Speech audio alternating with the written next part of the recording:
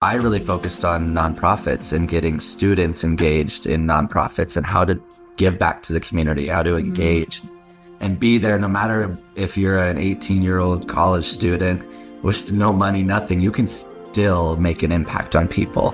But I've learned to take time and get to know someone and be curious. That is the most powerful, profound feeling, and it might be what I enjoy the most, is growing leaders. This is Because People Matter, a podcast about celebrating leaders who are harnessing the gift of human differences, creating inclusion while driving success in their organizations and communities. Hosted by Dr. Helen Fagan, each episode features interviews with individuals who are leading the way. If you're ready to learn the impact becoming inclusive can have in your business, this is the podcast for you. Hello, everyone, and welcome to today's episode of Because People Matter. I'm really excited for you to get a chance to hear from someone whom I believe really epitomizes the concept of people matter.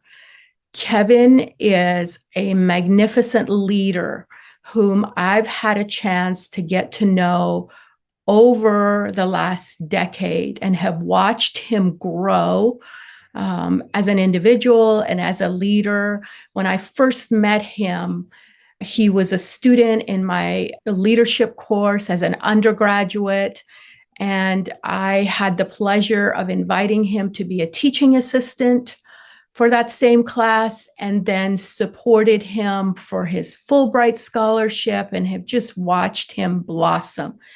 I think what you're going to hear today will be a testament to someone who has intentionally engaged with becoming inclusive, putting himself in situations that challenge his thinking, and really using those challenges to grow as a leader and as a human being. So I don't want to go any further. I just want to invite you to listen in on this conversation with Kevin. So, Kevin, thank you so much for saying yes and for getting up so early. Tell us, what time is it where you are right now? Of course, it's 6:10 a.m., but definitely got up at 4:45 so I could be actually awake and ready for you. And it is 5:10 p.m. the night before. Of course. So you're already into Friday. Yes, exactly. Well, welcome. Thank you so much for saying yes. I am so excited to have you here. You and I met when you were a student at University of Nebraska, Lincoln. So Correct. I'm just curious for our audience who doesn't really know anything about you. Just tell us a little bit about what life in Nebraska and your education at UNL gave you that really helped you to soar to where you are right now, where you're living and what you're doing. Yeah. Wow. Helen, we are diving right into the thick of it. The thick of it, for sure. Well, I know. Well, as you said, I was thinking about this. We met 10 years ago now. Wow. And of course, through a friend of a friend who said, you have to take this class, you have to meet Helen, you'll love and grow this. You'll grow so much in yourself. And for context, I grew up in small town Nebraska, as you know, town of 1,500 people, went to the University of Nebraska, Lincoln. And I really knew during those moments in that my whole time that I wanted to be out in the world, out international going. There's a lot of context behind that, I'd say, that really made me who I am. But a big piece of it was just finding a lot of time with people and with mentors and with people who took time to see me who I am and see what my potential could be and push me to not sit behind my shell or sit back and actually go out there and do it.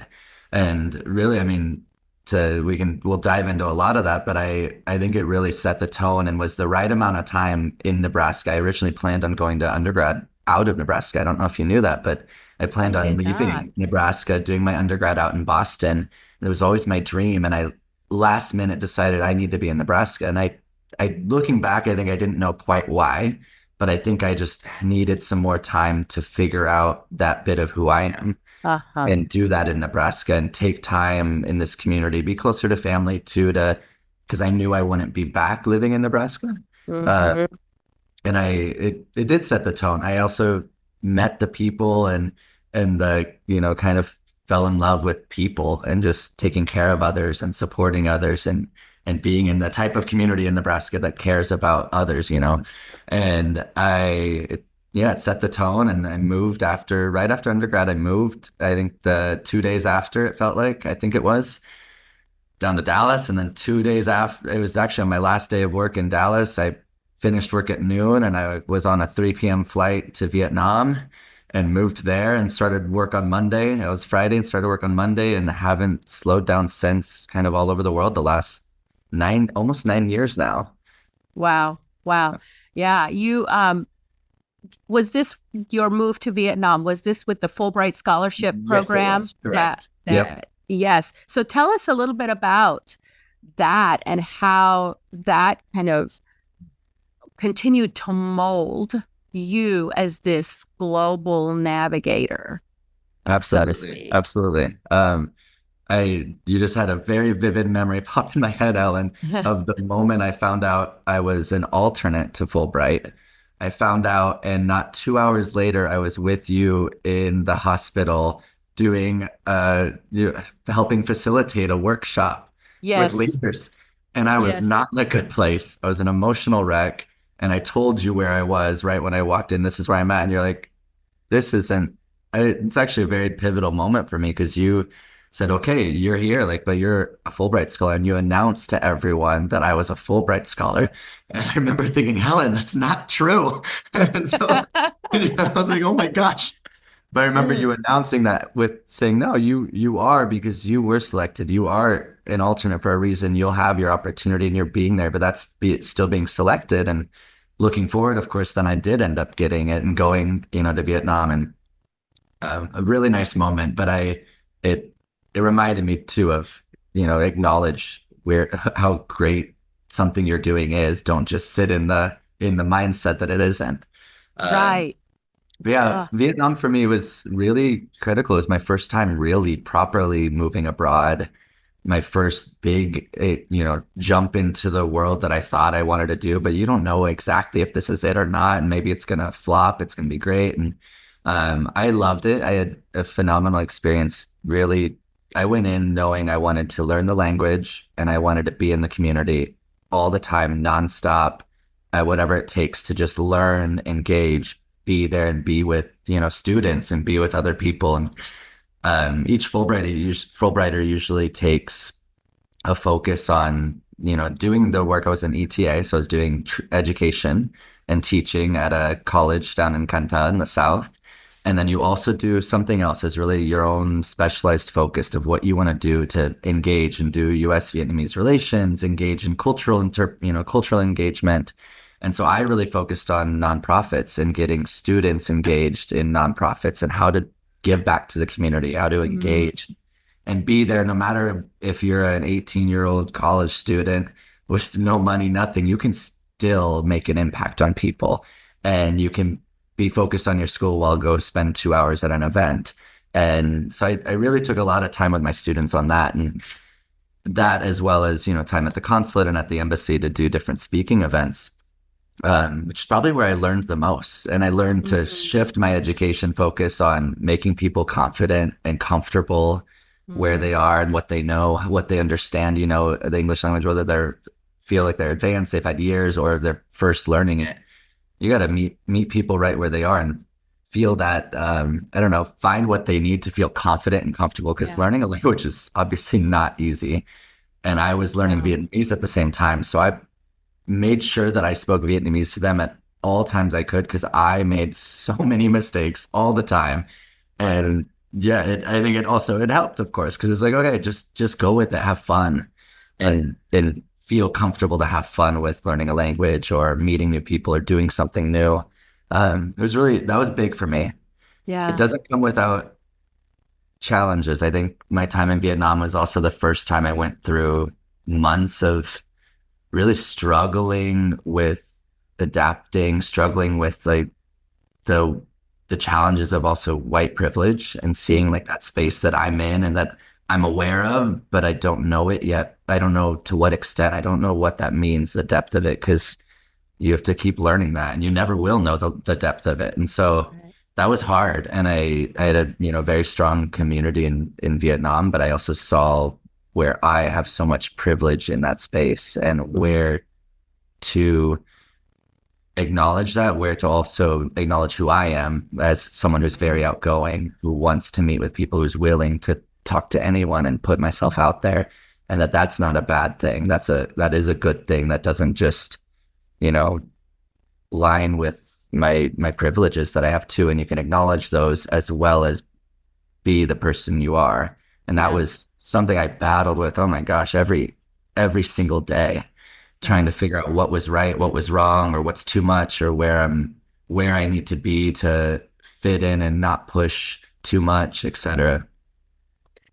Kevin, everything that you're saying, I'm like, I've been in awe of you as a human being since the first day I met you, just because of the way that you embrace the world and the people around you.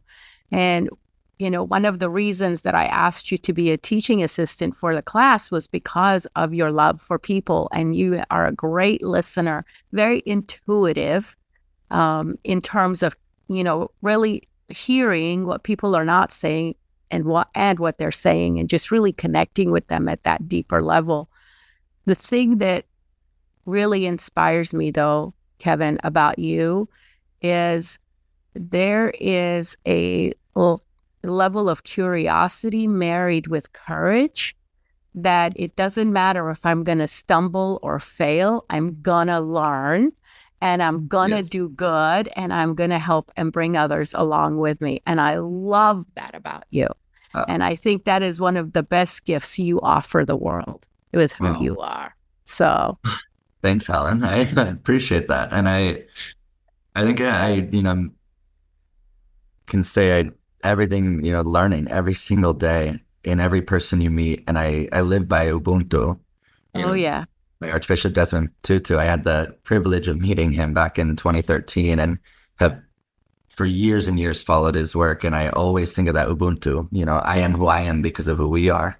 Yes. And I see that come to life every day in little ways and big ways, and looking back on things, I'm like, oh, that's it. That's what's built me.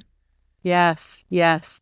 And the other thing is, Kevin, I think as our listeners are listening, and if there's young people out there who are listening, they're thinking, well, he must have had a lot of money, or he must have had a lot of opportunities. But here's the thing, you created those opportunities. You didn't have that scaffolding of parent financial support. You didn't have those things. You have worked your buns off to be where you are. And I'm so proud of you for that.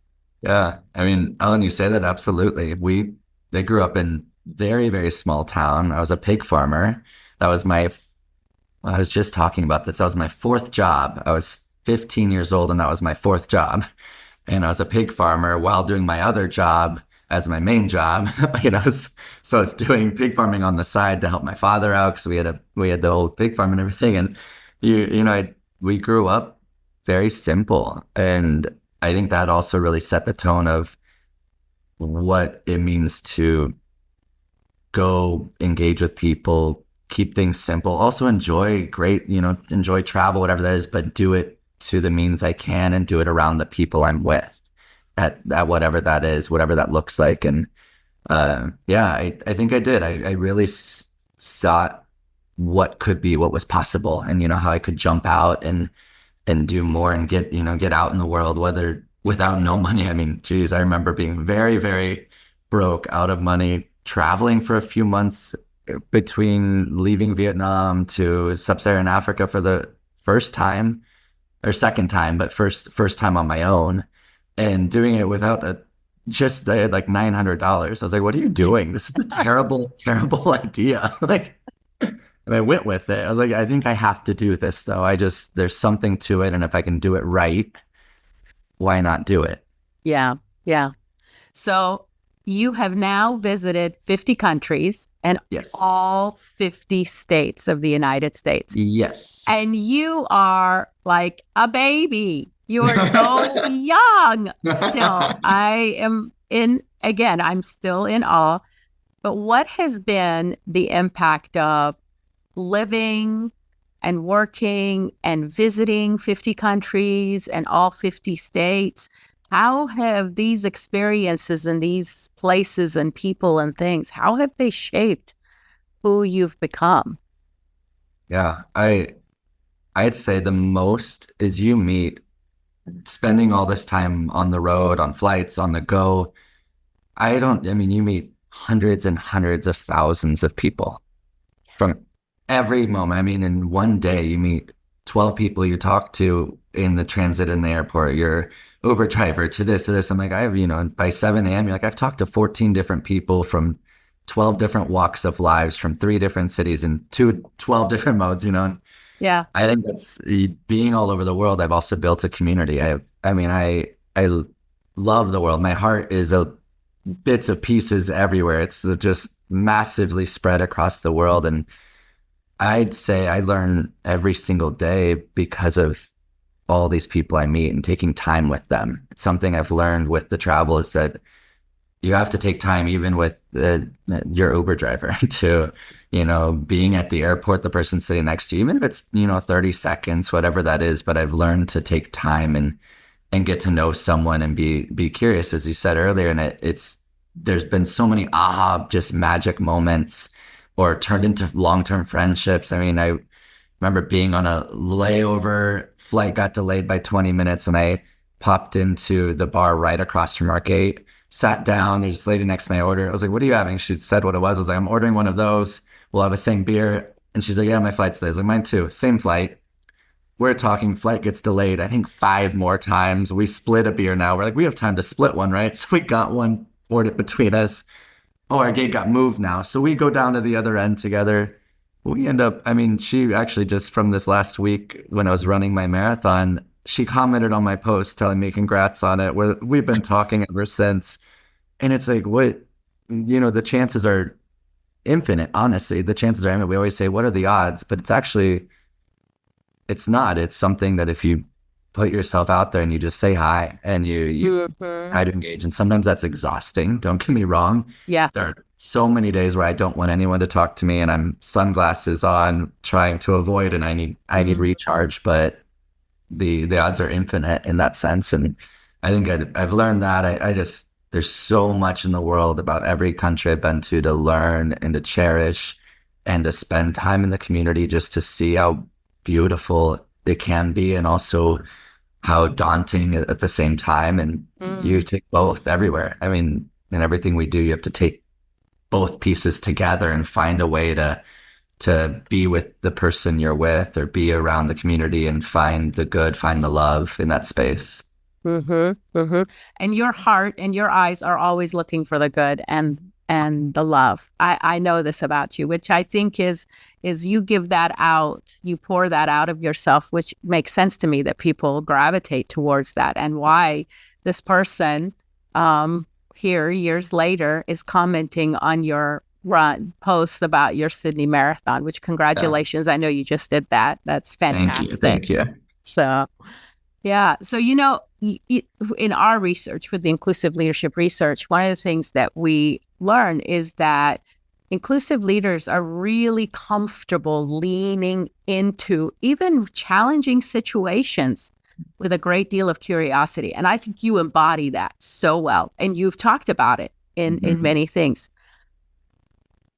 But I know, it doesn't come without challenges. Like you said, sometimes you just want to put on your glasses and don't talk to me.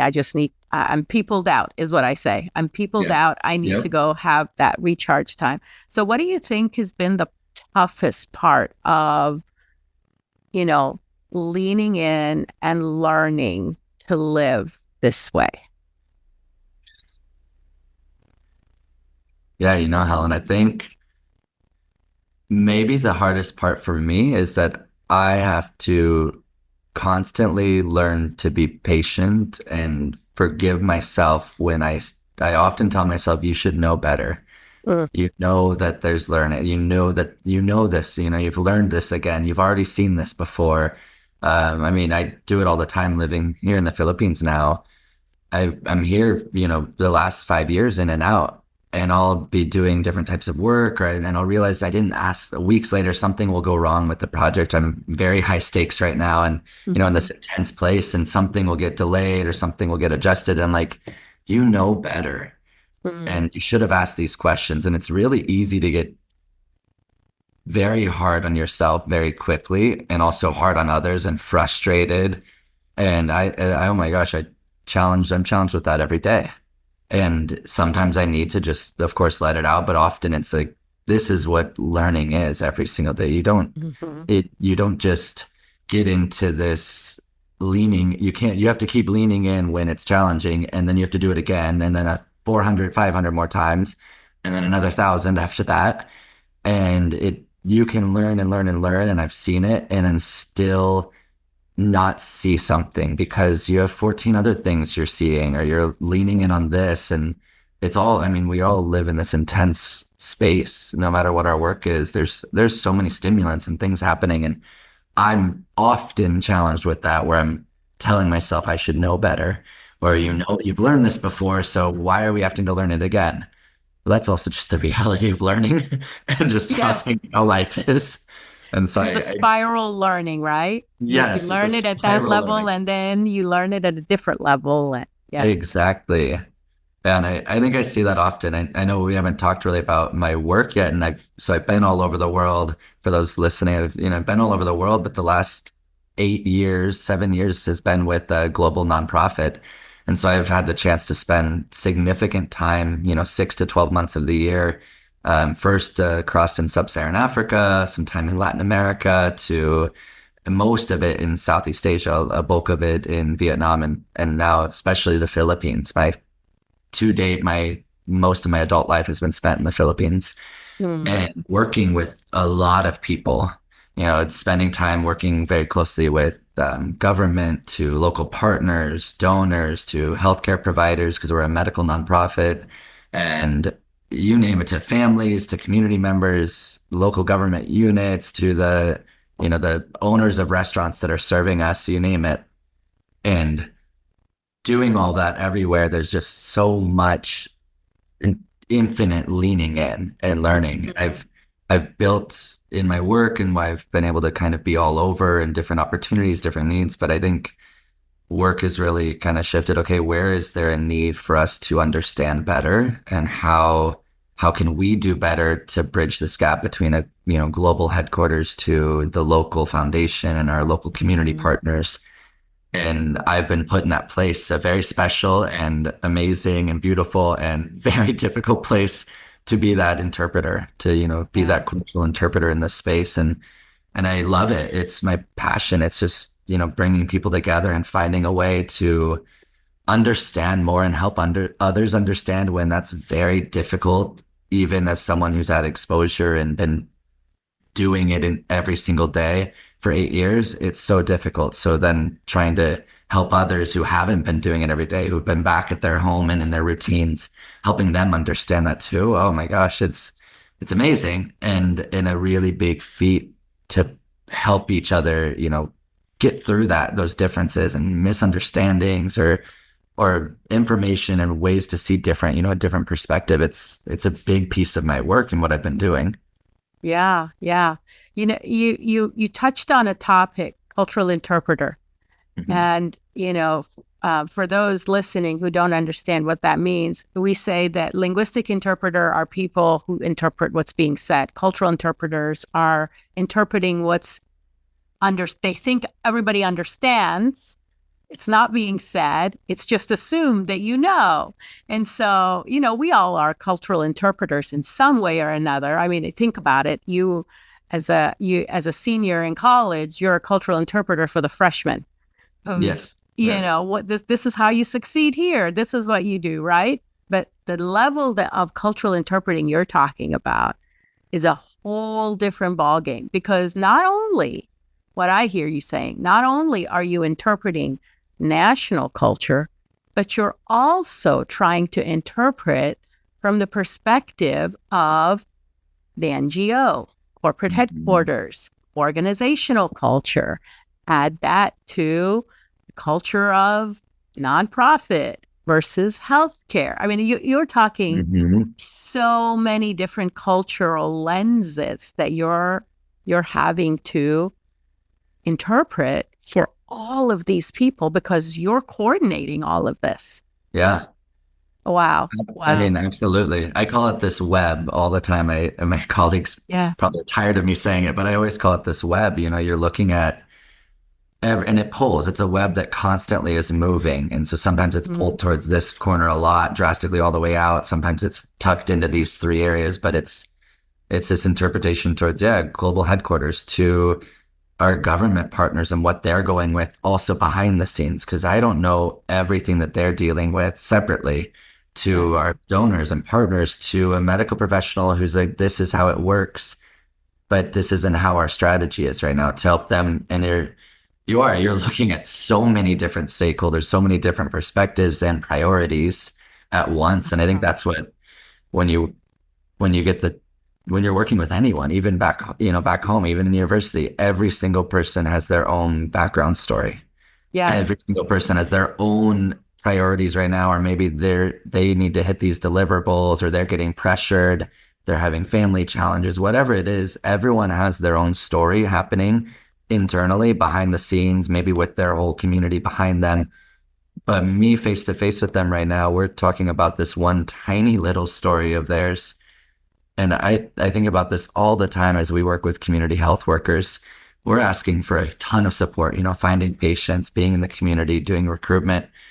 And I sit here and I go, gosh, I would love to sit down and hear about the 40 other priorities and initiatives and requirements and deliverables and things that are on their mind they're doing, where we're just a tiny little speck of their day-to-day and what they are going through. And I see that in personal life, work life, community, that everyone has something big behind them, or little, or a dozen things that are not just right here with you and I. Here, Helen, you and I are together. Okay, we have other things happening always in the background that influence this conversation, or that influence where we are, and how we meet people, and how we maybe don't do great sometimes, and maybe we do amazing sometimes. It's always so much happening in behind the scene. Yeah. So it sounds like you have had some moments in your life that have what I call crucible moments. It's like those pivot moments that something happens, and maybe in the midst of it, you don't realize this is a crucible moment that's redirecting my life, or changing a new perspective. But I think you talked about people's stories. So when did you discover the power of people's stories and how that impacts those interactions? It's a great question. I think the way, I know you say it's these moments, I always call it moments that shook you, that it really shook you and made you lean in and go, oh wow. And maybe not directly the first one, but one that really sticks out to me, and a moment that shifted or shaped me and helped me to kind of lean in on other people's stories more, was as this was a couple of years ago. It's 2019 when I moved to the Philippines the first time. And I went out, I actually went and wore fake lashes out for the first time. And I was excited. I was going to one of the, a few different drag bars in the Philippines. I'd been living there for just a couple weeks now. So really just first time living in the community, knew everything. And I remember I went out and wore lashes for the first time. And I'm at this drag bar, and one of the drag queens, Venus Deluxe, she's one of the most, famous drag queens here in the Philippines, and a very, very close friend to this day now. And we met, and she looks at me first thing and goes, "I love your lashes." And I remember just sitting there, and she said it again, "I love your lashes." And I just gave her a big hug, and I didn't realize in the moment, I was like, wow, I was like, I might do that again. That was great. Like, I didn't know if this was good or bad or what I wanted. And I remember that moment so much because then every time we meet for the last 5 years, her first comment is, "I love your lashes." It's what we say to Oh, each other. And it was such a significant moment of when you see something special, you see something amazing about someone that you like or something, you see whether it's an outfit or the way they presented or the way they talked about something, and you're like, wow, that was really great. Tell them, say yeah. that, speak up, Yes. because that moment, I didn't know who I wanted to be here in the Philippines, who I was. I was still figuring out a lot of my identity and in that space. But that moment really started this spiral of like, I went, maybe not spiral, but started this space of me loving myself Uh, and me being more accepting of myself, and in turn being more love and more accepting of others. wow. You And felt seen. I felt seen. And Yeah. there's something so special about that in Yeah. such a small, simple, tiny way that happened. And it really, I think over the next 5 years, then since then, I've, kind of built that into my everyday life and who I am. And it's helped Mhm. me to be just so much better about acknowledging when I feel something inside. Also share that and lean in and talk to someone and hear their story and why they're really excited about something. Okay, I want to know why, because this is exciting for you. It's exciting for me. Then let's I want to understand and be here with you in this moment, or cherish and celebrate who you are. And I think that really started building into this person I've become. Mm, mm. That's wonderful. That's wonderful. I love it. So, I remember the first time you shared your story Mhm. in in the leadership and diversity class. And I remember just sitting there being in awe just because of the way you shared your story. There was so much vulnerability, I think, was the word that comes to my mind as I think about hearing your story and what you were sharing about your family and your perception of yourself and your ideas about yourself. So I'm so glad that you have been able to continue that thread and find greater clarity of who am I and how do I show up in this world. So Mhm.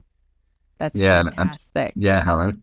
I mean, I'd be happy to, talk about that a bit too. I think it really, that time also with you, learning of my identity story, I think it's the first time I really dove in and looked back over the years of my life. Who am I?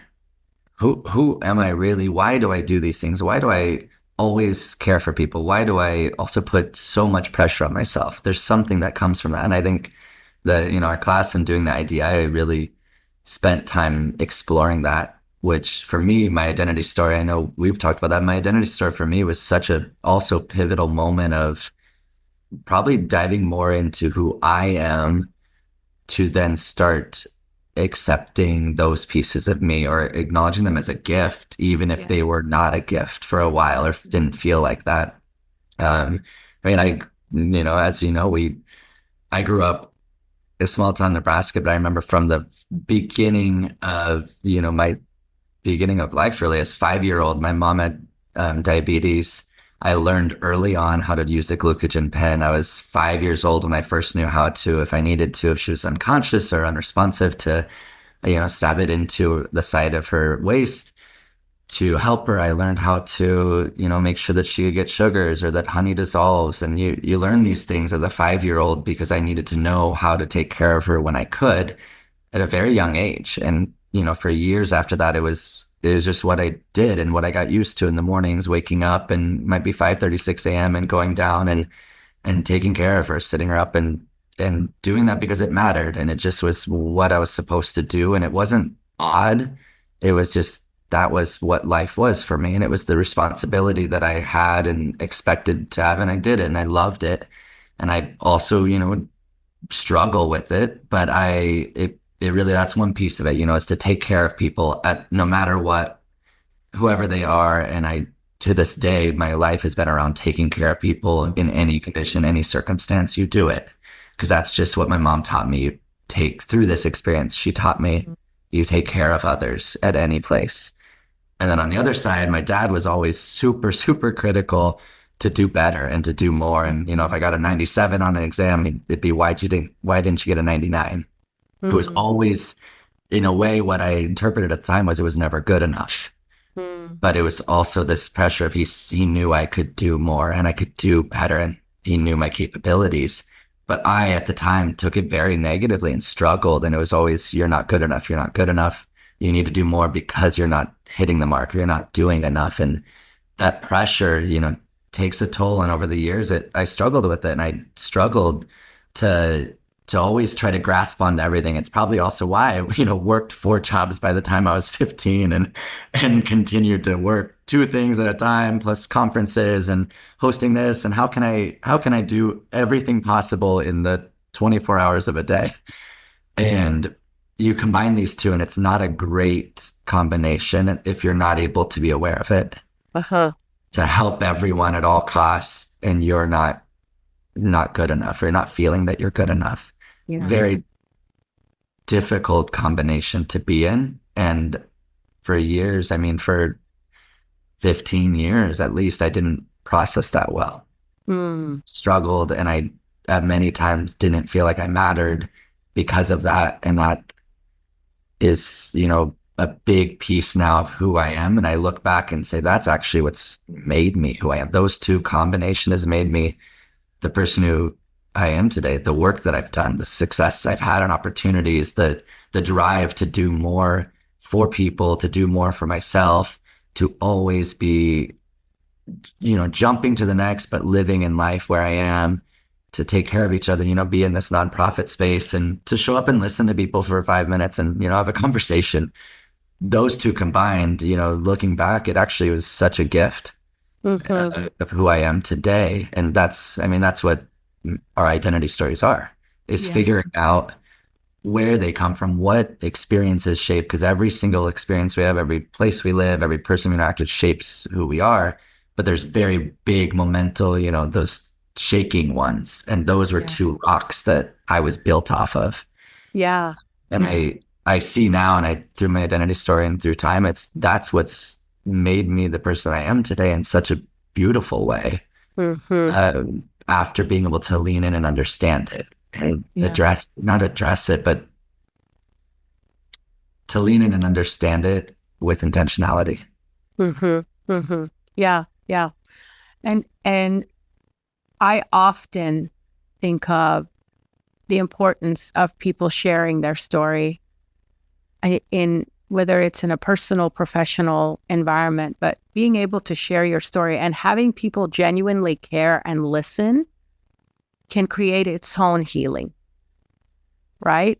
That you are valuable enough for me to take the time to sit with you and hear about those things that have shaped you into the person that you are.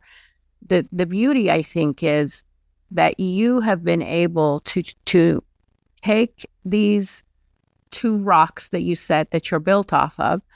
And, while every kid, when you're young, you think, oh gosh, my parents, they're awful, they're terrible, whatever, at some point, I think teenage, everybody goes through that. And then as you mature and you grow up and you realize, hey, my parents gave me a gift. So if you can take those pieces that you once saw as negative and now begin to see them as the gift that you are building off of, I think that's true transformation, and that's real wisdom growing within the person. You can hear it, you can see it, and see it. And so I commend you for that, for being able to do that and giving yourself permission to do that. So, Something I'll say on that, Helen, is that it takes a lot. It takes a ton. This firsthand, and everything we do and all the work you do too, it takes a lot. But I think it's very important to say that it's not just, for these big learnings, these big moments, but when you can learn that, you can lean in and listen to others better in small, little small moments that matter too. I just last month too, I was saying this, I was out on another island here, and I was in the transfer service, to go from my hotel back to the van, to the boat, to the airplane to get back home. And in 90 seconds, that 90 seconds that I sat and listened to the guy who was transferring me, his name is Jerome. He's been living in the island since 2014. He's been working here. He's been, first in the hotel industry, then into the transfer system. And he's very excited about how tourism's boosted up in his community an hour away, because it's also helped the community. It's helped develop businesses. There's new restaurants near this. And we went on, and I got in the car and I was like, why do I know this about this guy? Why do I know so much about this guy, Jerome, I met for maybe 90 seconds? And I sat in that moment just tired and exhausted, like, what? Why? And it comes back to this of little moments of listening just matter. Mm-hmm. And I don't know if, he sits and remembers that now, but I remember it, and how much taking that time. And I wasn't necessarily wanting to sit and have a conversation. It was one of those days where I'm like, I'm happy to just get home. And those sitting in those moments matter. And I often say with that, 5 minutes, be here, be love. Yeah. And I say that all the time, 5 minutes, be here, be love, because part of that comes from a book by Bob Goff, Everybody Always. Love everybody. Yes. And I love that book. Favorites, and yeah, it's a good one. And I started practicing that a lot more, because all it takes is 5 minutes, be here, be love, whatever that means for you with someone. They're trying to talk to you. You might be like, I need to go. I need to be out the door. I'm late. I got to do this. I need to be on a phone call. I need to be working. Those 5 minutes matter, unbelievably matter. And you don't know how much they matter 10 years down the road, 5 years down the road, 20 minutes down the road. And taking that time to be able to see who you are, to then get to where you can see others where they are, just is such a place to be, and to be with others. Yeah. I love that. 5 minutes, be love. That's such a great life motto. Be here, be love. Such a great life motto, and such a great way to approach it. And Bob Goff, that book, Everybody Always. Oh, such a great book. So let's talk a little bit about your graduate education, because you said, it changed this work and, the living places. It changed the direction of your education. You went to Columbia University for your graduate degree, and you were still working full time, by the way. We want to mention that. You're working full time, and you're getting a graduate degree, full-time job, Philippines, living in New York, getting this graduate degree, doing all of that you're doing. And so your research, I really want you to share. How did the research that you did, how did that shape how you now understand and apply bridging cultural differences in your work? Absolutely. Yeah, it was. So while I was at Columbia, I took a lot of focus, of course, still on healthcare, because that's the space I've been. But I also wanted to explore, where else do I want to be in human rights? In my program at the School of International and Public Affairs, I wanted to understand other spaces in human rights. So I looked at climate change quite a lot, and looking at the climate space, as well as LGBTQ rights and others. But my research and our capstone program, I was able to be consulting through SEPA with the Department of Defense, one of their key agencies. What is SEPA? SEPA, the School of International and Public Affairs. Okay, great. And so through SEPA, I was able to work with the Department of Defense as my consulting program for one semester, our final program and research and product that we would produce for them. And it was one of their agencies that works on disaster management and humanitarian work. And so I had the privilege with the team to work with a team in Papua New Guinea, and to really provide a climate strategy, climate adaptation, how to support in resiliency, and initiatives where we would support in Papua New Guinea and in the region based on climate adaptation, climate change, climate resiliency.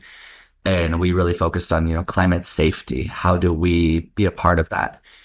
What was one of my roles was really connecting in and trying to find people to interview and research with locally from Papua New Guinea, from their Climate Change Development Authority, and trying to understand how we can work with them and understand what they're doing, what their programs are now, what their strategy is, so we can do valid, actual recommendations that are based on what's happening in country, and getting with as many people as we can to understand that. And I think what was big for this is it was exciting. It's a really big space that I want to be in and work in. And secondly, I love this region in Asia. So I felt very strong and confident to be that person trying to find those connections. And I did the classic struggle, finding any email address I could, reaching out, cold calling. It's called cold calling, I'd say. And I was doing that, reaching out here, reaching out there, and just could not get anyone, and struggling to get actual important information and research for us to be valuable. And I finally would say, you're doing this wrong. You need to reach out on their Facebook page. Just message them on Facebook. And so I did that. And within, I don't know, an hour, 2 hours, I had a response. Here's the contact person. Here's 4 other people we can connect you with. Wow. And we started doing interviews. And it was such a moment of understand where you are working, understand who you're trying to connect with, and meet people where they are.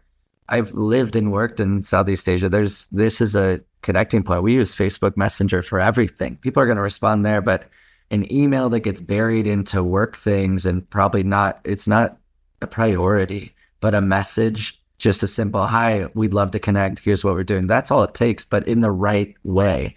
Right. And I remember just sitting there, duh, you knew this, of course, come on. And we reached out and got connected. And it was such a moment of meet people where they are so you can understand them better. And through that, I mean, I felt we got to have great conversations and get a better understanding of all the amazing work that they're trying to build from the beginning, and a small team that's expanding and pushing and advocating. And I mean, it was so exciting to see where they are and the potential that lies, ahead for them, and then find ways that I can advocate so we can support them to reach that potential and go beyond it. And then it's interpreting them back, from what we learn in the community in Papua New Guinea, where they're a 8-person team with 6 research, small, very small team, just trying to build from the beginning, to then go to the Department of Defense. It is a massive entity that has massive resources, can really pull things together to support the community and, give in this space. We had to bridge a very big gap. Yes. A massive one, you could say. And we had to, they want to think really big picture, and we all do, but sometimes big picture doesn't make sense when you're at the place where they are right now. What is the picture that we currently have? And you can't build a picture that's 1,000 times bigger than that. You need to build the 1.5 times bigger, 2 times, to 5 to 10. Yeah. And you get there eventually, but you have to really bridge that gap. And it's difficult because there's also passion behind it, and there's drive, and people have what they want to do, and they also want to just meet their deliverables and make it something big that stands out. But that's not what you're doing when you work in the community. Yeah. You're finding where they are and meeting them right there where they are, and then going from there. Yeah. Powerful lesson. What I really appreciate what you're sharing is this idea that, first of all, from a research standpoint, as a researcher, you're taught you do research this way, you contact this way, you collect data this way, you analyze this way. And then you get out there and you're actually trying to do practical research, right? And you realize, IRB, the Internal Review Board of the university, requires me to do this, this, and this. However, the population I'm working with, I've got to modify that. Absolutely. So yes. I have to modify my research because I can't get anybody from email. Messenger is where I'm getting my people. And so I got to be willing to say that's okay. So that's number one thing that I hear from your story is that willingness to adapt, because if we're going to be successful, we have to adapt to the population we're wanting to learn from and serve, right? So then the other piece is that I think is important that you acknowledged is the people in the community know what they need. Yes. They're the experts. They're the experts, right? In their own life. It's kind of like when I work with physicians and, trying to bridge differences. I tell them, you might know medicine, but your patient has been living in their own body for however many years. So listen to them. That's how you bridge that gap. So it sounds like you all were able to listen to them and then convince this ginormous organization, the DoD, of, basically Maslow's hierarchy of needs. They're operating at that top rung, thinking this is what we've got to do, but the population you want to serve is in this basic need area. And you're saying, if we're going to be successful, we've got to go here first. Yes. Maybe 10 years from 10 years from now, we could go to this other thing. But right now, you got to start here. So I think that's really wise. And so many people working cross-culturally do not pay attention to those nuances. And the fact that you paid attention and you learned that and how that has impacted what you're doing right now, that's powerful. So I think I see that all the time in my work too. It's here's what we think it needs to be done, and here's what we think is the answer. And then it's like, okay, so what do they think? And that what do they think is so often missed and so often forgotten about, that. So what do they think and what do they know? Because they've also, as you said, they've been in this, they've been doing it for 35 years, 40 years, 50 years. What do they think and know? Yes, there needs to be some transformative change. There's a whole layer, around transforming from being in a space that you're in and being comfortable and, going on routine. That's a whole different layer. But we're talking about the basics of meeting people where they are, understanding what they think, what drives, what the need is that they really see and feel. And finding ways to adapt, because you can only do good if you're doing it together and finding each other in that space to move that next layer, that next tier up. Yeah. The other thing I see, Kevin, is that often I think people think, oh, we did it this way in my university or in my town or in my organization. So we can take that very thing and move it and work in this other space. And, Disney learned the hard way with Disney Paris, that the format of the U.S. setup of the, theme park is not going to work. And so I think what you've described also is we have to put aside our ego. We have to put aside, enter with a little bit of cultural humility is what you're describing. Most definitely. In order to build that bridge. So, yeah. So, okay. One last question for you. Okay. I want you to think about young Kevin. He is fresh out of college, about to embark on his career. If you could rewind, or if you could meet up with young Kevin, what would you tell young Kevin?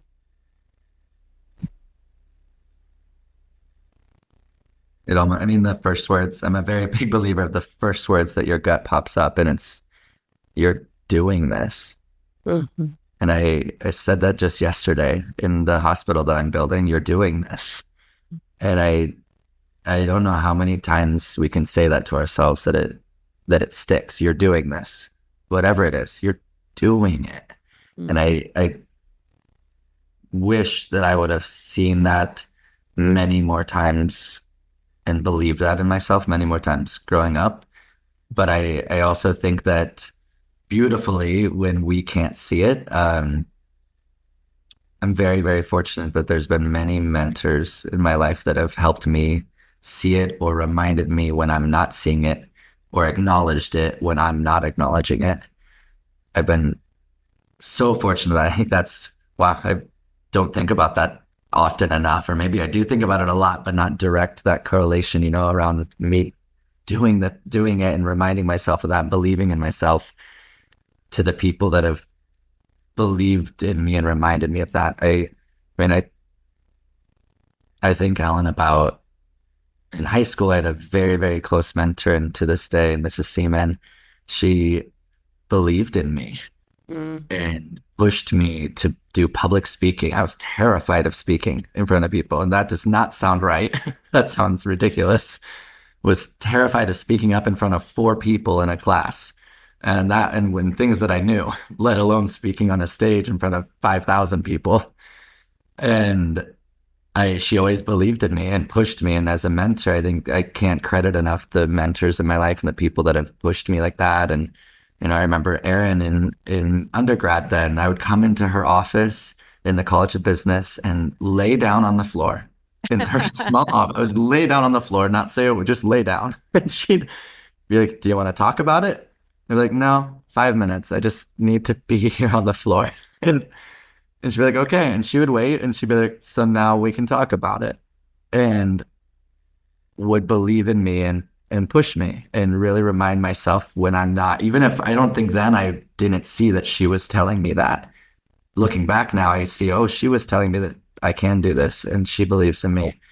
And that's, I mean, countless time again in different chapters of my life. You as well, Helen, is one of those. And to finding the ability to find it in myself. I think that's what each mentor has done for me. And I continue to see that and have an endless gratitude for these people that have, made me feel magic, made me feel the magic that I am, made me feel what I'm doing is possible, from very small town beginnings to pushing myself out there to taking whatever opportunity it is to learn and grow and get to where I am today, working for a global organization, doing things that every single day shake me and go, wow, this is crazy and unbelievable. And I cannot believe this is real and possible.